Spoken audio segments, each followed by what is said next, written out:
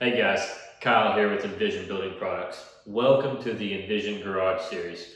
Today I want to walk you through our EverClip. This is our hidden fastener that we've designed to go with our groove deck boards here. A couple of the features of this EverClip are going to be the serrated edges that you're going to see. This is going to provide the lateral holding power. Secondly, you're going to see the spacer here. This is going to evenly space your deck boards at 3/16 of an inch all the way across your deck.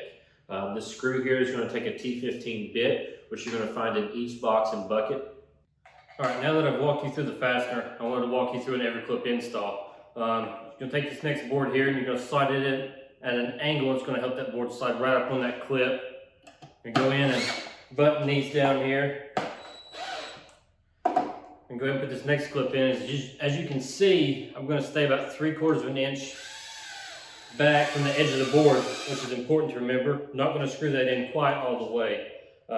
You get this next one here. Slide it right back in that angle that we talked about. Line these up. Button these down. And there you have the EverClip install. And as you can see, it gives you the nice consistent spacing across your deck.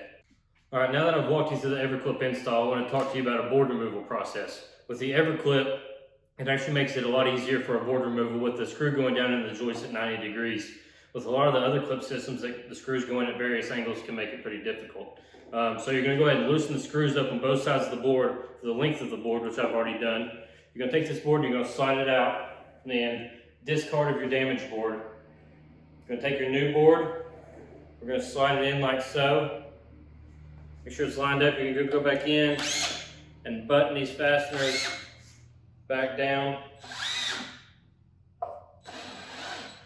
And there you have a board removal process. Just another reason to use the EverClip.